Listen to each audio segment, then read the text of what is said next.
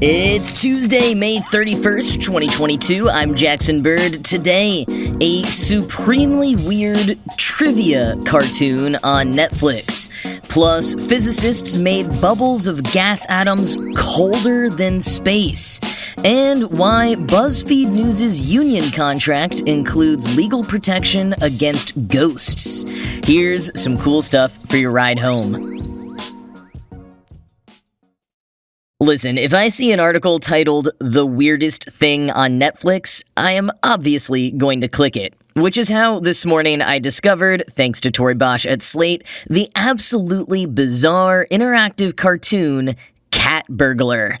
Cat Burglar dropped on Netflix back in February, so perhaps you've discovered it already, but this was the first I had heard of it. And on the surface, it's not so strange. It's an animated short about a cat burglar named Rowdy trying to steal some priceless artwork from the Highfalutin Museum, which is guarded by pint-sized guard dog Peanut. The Tom and Jerry-style antics are ramped up by the viewer, who, in one of the latest incarnations of Netflix's interactive content, determines which way the story will go by answering trivia questions. Now, the antics that Rowdy and Peanut get up to perhaps aren't too strange in the wide world of animation, but those trivia questions are where Cat Burglar gets especially weird. They're less trivia and more just odd. My first question was, which has more heads? I was then given 3 either-or options, starting with Simon and Garfunkel or Wu-Tang Club. Another question had me fill in the blank on Tom Cruise is, with options being athletic or lethargic, feisty or meek, and short or litigious. Now, some of the questions seem fairly ordinary, but then the answers get a little strange. For example, I was asked to pick rom-com movie staples, and one possible option was Goose in a Hat. The whole experience is just weird enough to make you question what's going on, which made a bit more sense to me when I found out that one of the creators of Cat Burglar is Black Mirror creator Charlie Brooker. Apart from creating the terrifying, mind-spinning, near-future dystopia that is Black Mirror, and therefore having some kind of bent towards the uncanny, Brooker got his feet wet with interactive content from helming Black Mirror Bandersnatch, Netflix's very first foray into interactive storytelling for adults back in 2018.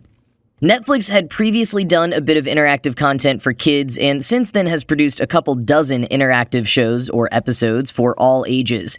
There was the interactive special of The Unbreakable Kimmy Schmidt, the Bear Grylls special You vs. Wild, Captain Underpants Epic Choice-O-Rama, Carmen Sandiego To Steal or Not to Steal, and most recently, Battle Kitty, which on the spectrum of video game to story is probably their closest yet to video game, whereas Cat Burglar is perhaps the closest to just a story. That's because Cat Burglar is not quite choose your own adventure. All you're doing by answering the offbeat trivia questions is deciding if Rowdy the Cat Burglar will succeed or fail in his current task. Answer correctly, and he'll pull off his outrageous stunt, usually at the expense of poor Peanut, the guard dog. Get a question wrong or don't complete the answers in time, and Rowdy dies. Although in true video game parlance, he's really just losing a life. And while he's a cat, he already lost his first 6 lives before the game starts, so you only get 3 chances. And this basically yes or no pass-fail version of interaction was part of Brooker's intention.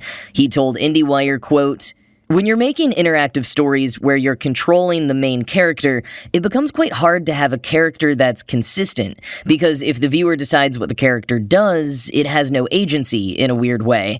So the idea with Cat Burglar was to find a way of using that interactivity to influence the outcome of a story that is slightly separated from the characters." End quote. And I'll also say I honestly can't tell if it's aimed at kids or adults. I mean, it must be kids, but some of the questions absolutely would not land with kids. There are pop culture references that kids wouldn't understand, questions about coworkers eating your lunch, and best email practices. I even got one where one of the possible answers was a hookah pipe. And just for the record, the questions change every time. You probably won't even encounter the same question twice if you play it dozens of times. So the questions that I got that I've been spoiling here are not going to be the same ones that you might get. The style of Cat Burglar is intentionally reminiscent of old Tex Avery cartoons, think Looney Tunes, both visually and comedically. In addition to the old-school title cards and illustration design, the team even added a bit of noise and grain to make the cartoon feel like it was made back in the golden age of animation. The story, likewise, is full of slapstick, sight gags, violent but bloodless injuries, and clever irony. And at one point, I even got one of those gross-out close-ups a la Ren and Stimpy. And I say at one point I got because the cartoon changes a little every time you play it as well, and each time you answer correctly or incorrectly. I don't know how many infinite scenes there are, but you could certainly play through a handful of times and get a different experience each time. On repeat plays, the dynamic editing automatically skips unchanging scenes, so if you hit play again at the very end, it skips over the exposition and goes straight to the first scene that ends in a set of questions. The show is listed as being 12 minutes long, and realistically ends up being between 8 and 15 minutes depending on how you play, but due to the circuitous nature of the gameplay and potential stops and starts if you lose a life, you kinda lose all sense of time. It almost feels like watching cartoons as a kid again, when you're not fully aware of time passing or even the delineation between different episodes as 5 of them got packed into a half-hour slot. You can't zone out completely or try to multitask while watching, though. You're kept on your toes by needing to answer those questions whenever they happen to appear, and you really don't get long to click on your answers, or else you risk losing a life. As Mashable puts it, quote, "The entertainment value is in the details here. Not just the what's going to happen next randomness, but also the particulars that spring to life in the writing. This is still a cartoon with a story and tension built between two central and fairly goofball characters, so every branch you get to see is another moment in their fictional lives together. We've seen Coyote try and fail to kill Roadrunner countless times. We don't keep coming back because the wild canine might one day succeed. We do it for the death traps and the unintended mayhem they create. That's the allure of Cat Burglar's branching story. The more you play, the more wild cartoon antics you get to see." End quote. Now, I am a little bothered that we have to play as Rowdy the Cat Burglar instead of getting an option to play as Peanut, because even though Peanut can be a bit conniving as well, Rowdy just seems like an awful, greedy, sadistic individual, and I don't like helping him succeed in his ruthless tasks and hurting Peanut. But that's the only way to keep the story moving along. Intentionally make Rowdy fail one too many times, and it's game over. Even once you get used to the concept and accept the strange questions for what they are, there's still a wandering sense of why this exists. As Slate asked, quote, "Did Netflix have a cartoon it decided wasn't working, and a trivia game that wasn't working and decided to mush them together?" End quote.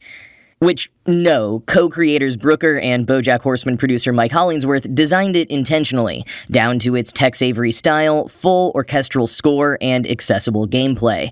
But Bosch at Slate slightly shares my curiosity about how much Netflix might be choosing to lean into the weird as they lose long-term subscribers for a myriad of reasons right now. They've clearly committed to interactive content, releasing a new one about every 3 months, and they're also pivoting to straight-up games with the launch of Netflix Games last November. But I wonder how much they might lean into the bizarre and offbeat humor of something like Cat Burglar. Produced by the guys between two of Netflix's bigger successes, Black Mirror and BoJack Horseman, it's clear this was something Netflix put a lot of faith and intentionality behind, even though at first it comes off as an overlooked find from the dregs of Netflix's far corners. Is interactive storytelling, and in particular weird stories, the way forward for Netflix? A way to distinguish themselves from increasingly homogenous content on other platforms? I do not know. All I really know is that I want justice for Peanuts.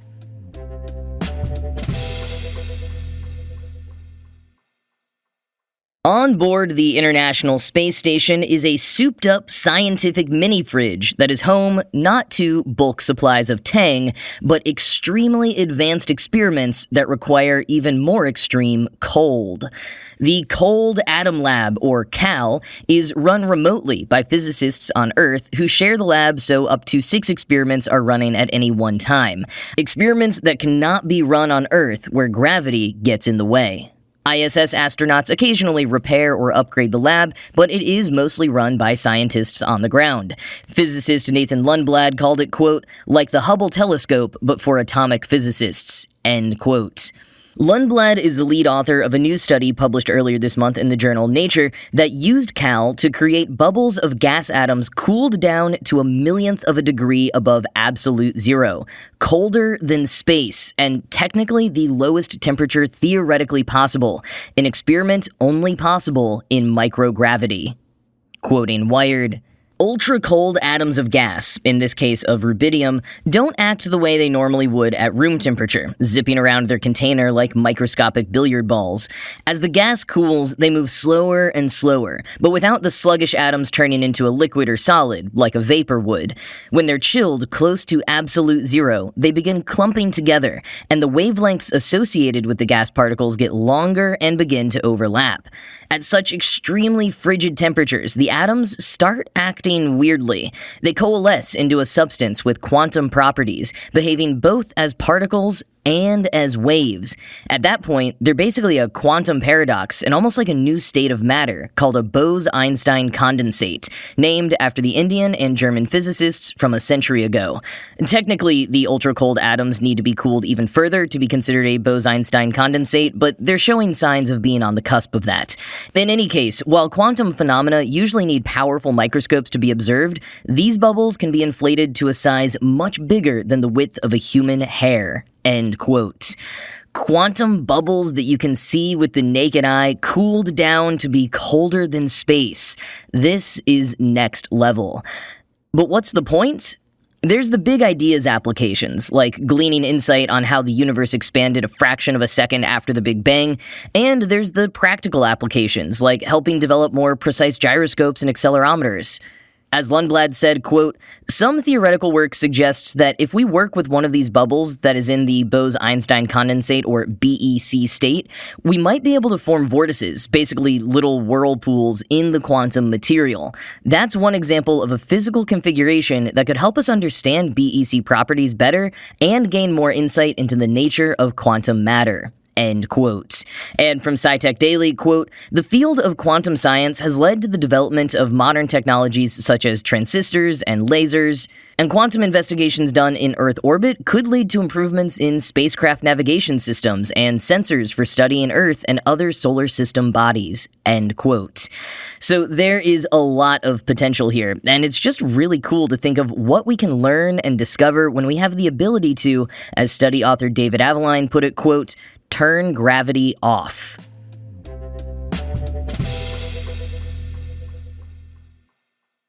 Buzzfeed News, the serious reporting arm of the otherwise meme and quiz-filled megasite, recently unionized with News Guild of New York, and their union contract includes legal protection from all manner of workplace hazards, including fires, wildfires, floods, storms, public health emergencies, riots, explosions, and ghosts. Yes, ghosts. Now, while I initially thought this was maybe a nod to the old Buzzfeed Unsolved Supernatural series, it was apparently a little more of a red M&Ms on the rider situation. That is, BuzzFeed News Union Chair Addie Baird says they wanted to test BuzzFeed management and legal to make sure that they were really thinking through the specifics of each of the protections.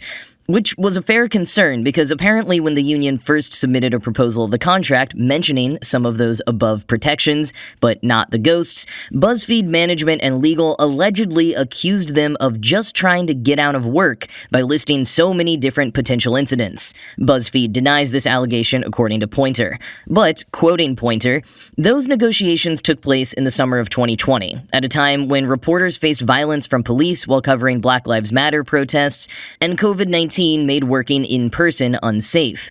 The union wanted to ensure that employees had the right to turn down dangerous assignments and work remotely if they did not feel safe in the office.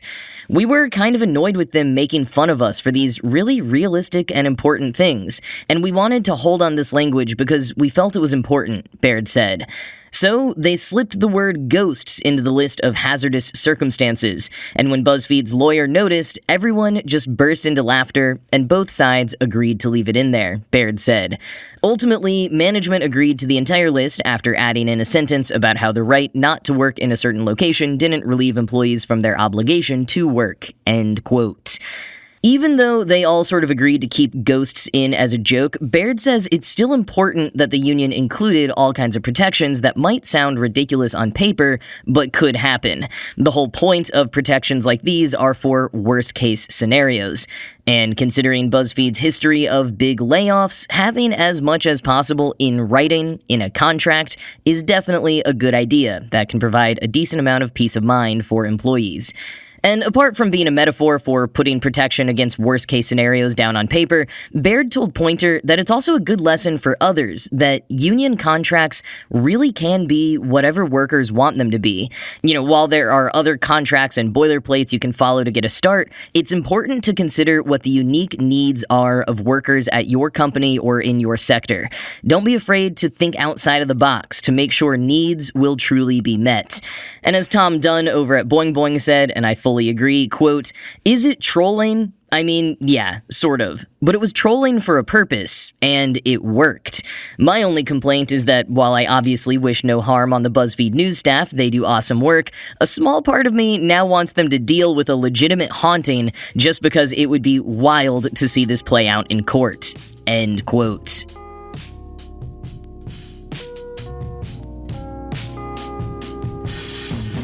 Well, that's going to be it from me for today. This show was produced by Ride Home Media. I'm Jackson Bird, and I will talk to you again tomorrow.